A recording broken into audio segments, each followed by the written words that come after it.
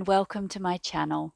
In today's video, I'm going to discuss disability diagnosis and some of the reasons why parents may choose to avoid or seek a disability diagnosis.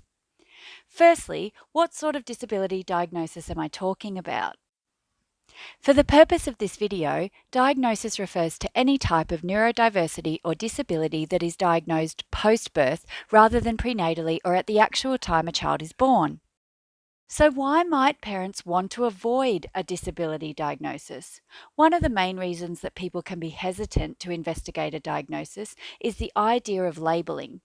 This was true for me with my eldest child. When I first began to suspect that my daughter was on the spectrum, I did wonder if a diagnosis of autism at such a young age would assign her a lifelong label within the school and medical system that would close the door on opportunities that I wanted for her. What if she was just an introverted, quirky, sensitive individual? Didn't I owe it to her to give her just a little more time before painting her with the diagnosis brush? It is absolutely true that every single child is uniquely and wonderfully made.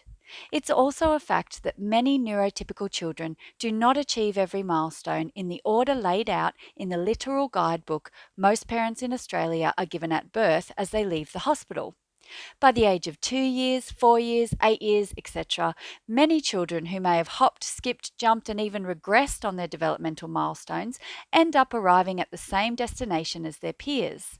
It is understandable then that parents may feel cautious about a diagnosis, or as some see it, labeling. Another reason that a parent might avoid investigating a diagnosis is because they may feel that it reflects badly on them, their parenting, or decisions made during pregnancy and birth.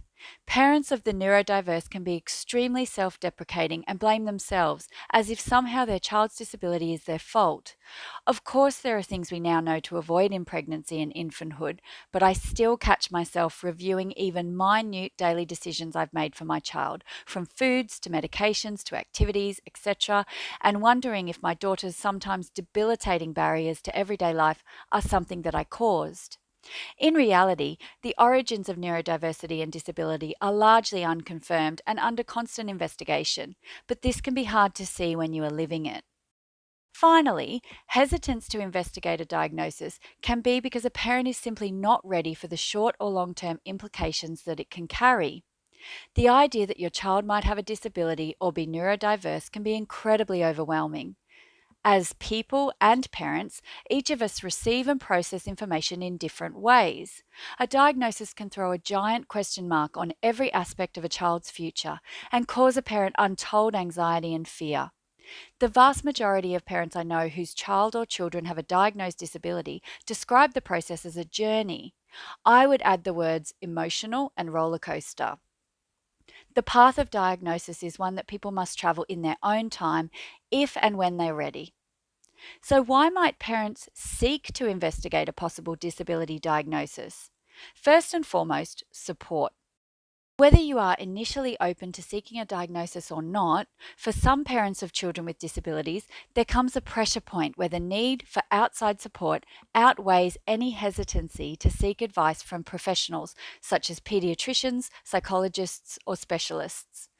This pressure point is different for everyone because every child is one of a kind and will find different things challenging, disability or not. And of course, all parents are themselves unique with varied ideas, beliefs, ethics, past experiences, childhood circumstances, and personal challenges which impact the way that they support their children. Some parents might seek guidance at the first sign of a child not meeting developmental milestones, while others will have reasons for continuing without professional support for a lot longer, sometimes well into the teenage years and even adulthood. As parents, we all want what's best for our children and to see them thrive. The funded support that comes with the diagnosis of a disability in Australia will depend on the age of the person and the level of assistance that they require day to day and in the long term. But children diagnosed with a disability can engage professionals such as occupational therapists, speech pathologists, psychologists, physiotherapists, music therapists, key workers and support workers, just to name a few, through the NDIS, the National Disability Insurance Scheme. Parents can also choose to investigate a potential diagnosis because, quite simply, information is power. If your child truly has a disability, diagnosis can provide understanding of why they might behave the way that they do in certain situations and open the door for you to assist them to overcome challenges and barriers and discover strategies that will help to develop their skill sets and independence. For example, if a child is autistic, it's highly likely that they experience significant anxiety at various times, perhaps triggered by particular events, people, or situations. Understanding a child's disability or disabilities can allow parents and community members to provide supportive strategies and tools that can alleviate anxiety, empower the child to feel calmer and more in control, and ultimately allow them to engage in activities and interactions that they otherwise might not be able to. A factor that I do believe warrants consideration, if you are weighing up the possibility of investigating a diagnosis for your child, is what neurodivergent adults have to say about receiving their diagnosis. In this case, I'm speaking specifically about people who have been diagnosed with autism, ADHD, ADD, or PDA in their mid to late teens or as adults. Many adults in this situation have reported feelings of validation and a sense of relief and clarity around past experiences when they received their diagnosis.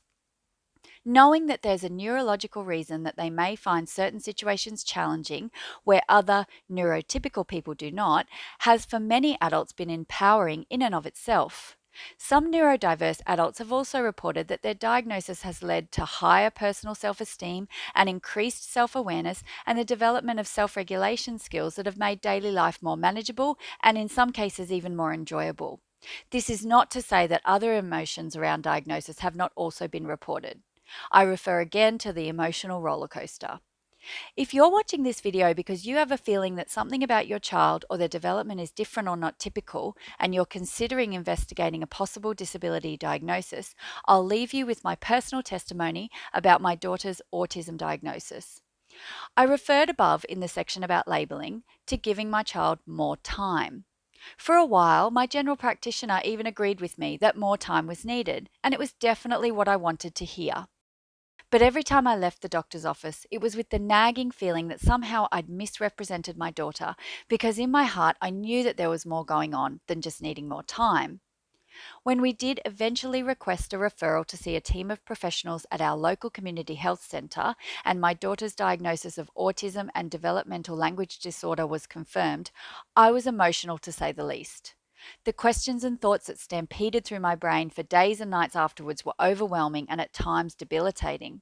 But ultimately, my daughter is now receiving funded support that has allowed her to achieve things that I thought might never be possible. There are times when I view her autism as a superpower, and there's not a day that goes by that I'm not grateful that I'm learning to understand the spectacular individual that she is. I hope that this video has been helpful to you in whatever respect you're viewing it.